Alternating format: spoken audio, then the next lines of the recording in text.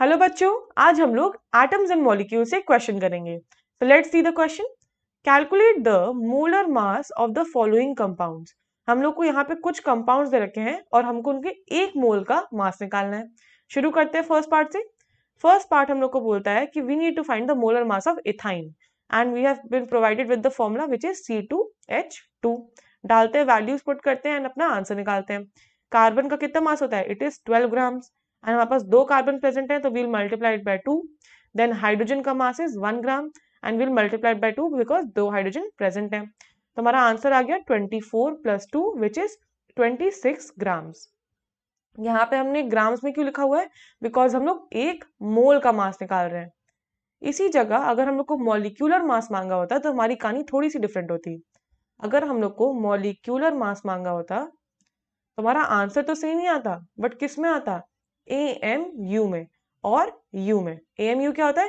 Atomic mass unit, और U क्या होता है? Unified mass. Both of them mean the same thing. ये तब होता है जब हम एक मॉलिक्यूल का मास निकालते हैं, तो हम लोग ये यूनिट यूज करते हैं। नेक्स्ट पार्ट देखते हैं। नेक्स्ट पार्ट हम लोग को बोल रहा है sulphur molecule. Sulphur molecule natural state में S8 में एग्जिस्ट करता है। S8 शुरू करते हैं। सल्फर एक एटम का कितना मास होता है? 32 लिख लेते हैं एंड 8 से मल्टीप्लाई कर देंगे। निकाल लेते हैं यहाँ पे 32 × 8, आई थिंक 256 आएगा। 24 256, यस 256 ग्राम हम लोग का मास आ जाएगा एक एसिड के मोल का, राइट? सल्फर के मोल का आएगा। ठीक है, नेक्स्ट पार्ट देखते हैं। नेक्स्ट पार्ट हम लोग का फॉस्फोरस मॉलिक्यूल पूछ रहा है। फॉस्फोरस मॉलिक्यूल नेचुरल स्टेट में P4 में ही एग्जिस्ट करता है और हम लोग को एटॉमिक मास फॉस्फोरस का प्रोवाइडेड है विच इज 31। ये किस में होगा? AMU है U में, क्योंकि एक एटम का मास है। डालते हैं वैल्यूज। फॉस्फोरस हमारा P4 है। एक का मास कितना है? 31 and we'll multiplied by 4 because 4 atoms of phosphorus are present. तो कितना आ जाएगा? 31 × 4 विच इज 124। 124 ग्राम्स आ जाएगा हमारा मोलर मास। डी पार्ट क्या बोल रहा है?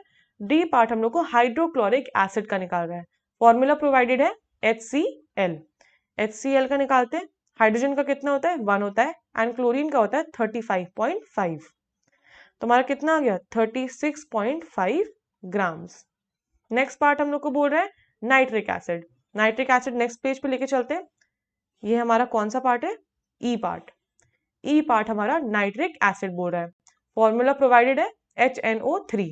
एक हाइड्रोजन का 1 ग्राम होता है plus nitrogen has 14 grams and oxygen का 16 होता है एंड 3 एटम्स प्रेजेंट है तो इंटू 3 कर देंगे। तो कितना आ जाएगा? 15 + 48 विच विल बी 63 ग्राम्स आ जाएगा। I hope you understood the question well. All the best.